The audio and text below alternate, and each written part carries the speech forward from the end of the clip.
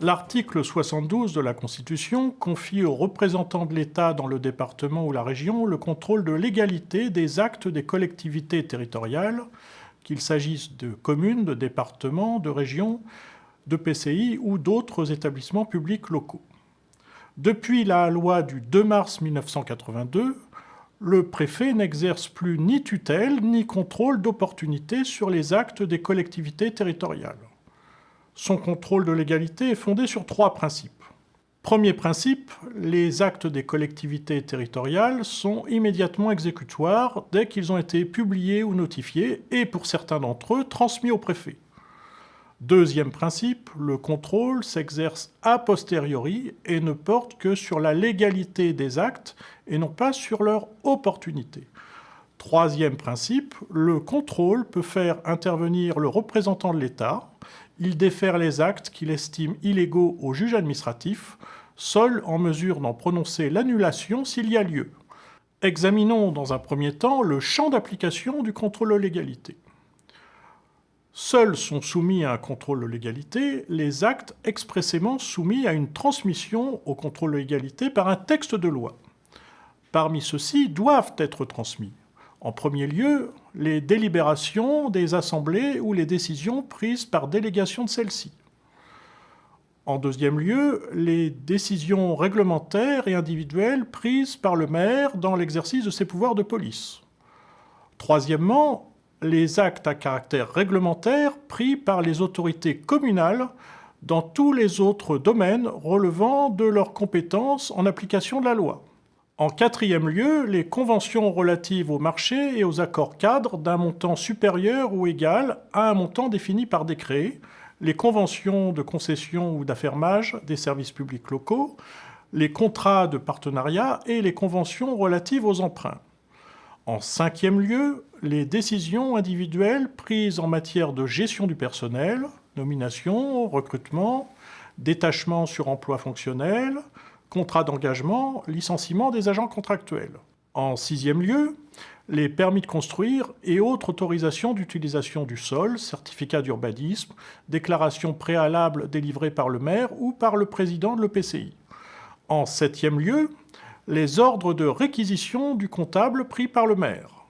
Et enfin, en huitième lieu, les décisions relevant de l'exercice de prérogatives de puissance publique prises par les sociétés d'économie mixte locales pour le compte d'une commune ou d'un EPCI. Sont en revanche exclus de l'obligation de transmission, premièrement, les actes pris au nom de l'État, deuxièmement, les actes relevant du droit privé, par exemple ceux portant sur la gestion du domaine privé, troisièmement, les décisions réglementaires et individuelles prises par le maire dans l'exercice de son pouvoir de police, que ces décisions soient relatives à la circulation et au stationnement ou relatives à l'exploitation par les associations de débits de boissons pour la durée des manifestations publiques qu'elles organisent. Ces actes peuvent toutefois faire l'objet d'un contrôle lorsque le préfet en a connaissance directement par une personne lésée ou par un tiers ou simplement parce que la collectivité les a transmis au contrôle de légalité. Examinons maintenant les modalités d'intervention du préfet. Ce contrôle de légalité exclut tout contrôle d'opportunité. La loi ne fixe pas de délai de transmission, sauf pour les conventions de délégation de services publics et les marchés publics qui doivent être transmis aux représentants de l'État dans les 15 jours à compter leur signature. Au terme de l'article L2131-1 du CGCT, la preuve de la réception des actes peut être apportée par tout moyen. Dans la pratique, les services de l'État apposent le cachet de la sous-préfecture ou de la préfecture. Tous les actes, délibérations, arrêtés, contrats, conventions, marchés, etc., doivent être accompagnés des pièces permettant d'apprécier leur légalité. Dans le cadre de ce contrôle, soit le préfet ne soulève aucun point d'illégalité, soit il constate une ou plusieurs irrégularités. Dans ce dernier cas, le préfet va engager un recours gracieux auprès de la collectivité par la voie d'une lettre d'observation. Celle-ci consiste à exposer les irrégularités constatées et, le cas échéant, les moyens pour les corriger. Dans la majeure partie des hypothèses, le recours gracieux aboutit au retrait ou à la modification de l'acte en cause. Dans l'hypothèse où, à l'échéance d'un délai réglementaire, la collectivité n'a pas donné suite au recours gracieux, le préfet a la possibilité de saisir la juridiction administrative par la voie d'un déféré. Le préfet défère donc au tribunal administratif les actes qu'il estime contraires à la légalité dans les 2 mois suivant leur transmission.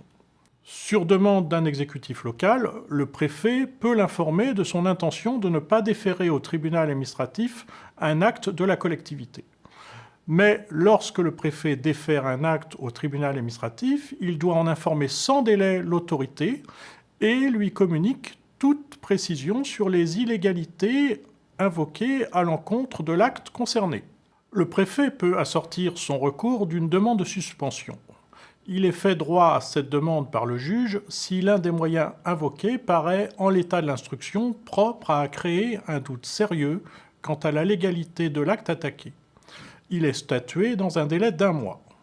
Jusqu'à ce que le président du tribunal administratif ou le magistrat délégué par lui ait statué, la demande de suspension en matière d'urbanisme, de marché et de délégation de services publics formulée par le préfet dans les 10 jours à compter de la réception de l'acte entraîne la suspension de celui-ci. Au terme d'un délai d'1 mois à compter de la réception, si le juge des référés n'a pas statué, l'acte redevient exécutoire. Lorsque l'acte attaqué est de nature à compromettre l'exercice d'une liberté publique ou individuelle, le président du tribunal administratif ou le magistrat délégué à cet effet en prononce la suspension dans les 48 heures. La décision relative à la suspension est susceptible d'appel devant le Conseil d'État dans la quinzaine qui suit la notification. En ce cas, le président de la section du Conseil d'État ou un conseiller d'État délégué à cet effet statue dans un délai de 48 heures. Compte tenu des prérogatives constitutionnelles reconnues au préfet en matière de contrôle de légalité, son supérieur hiérarchique, le ministre de l'Intérieur ne dispose d'aucun pouvoir de substitution. Il en est de même des tiers. En effet, le Conseil d'État a reconnu que le préfet n'a pas l'obligation de saisir le juge administratif s'il estime qu'une décision d'une collectivité territoriale est illégale. En revanche, un tiers qui s'estime lésé par une décision d'une collectivité locale, alors même qu'elle a fait l'objet d'un contrôle de légalité ne menant pas à recours juridictionnel, peut, s'il a intérêt à agir, saisir directement le juge pour faire cesser ce qu'il estime constituer une illégalité.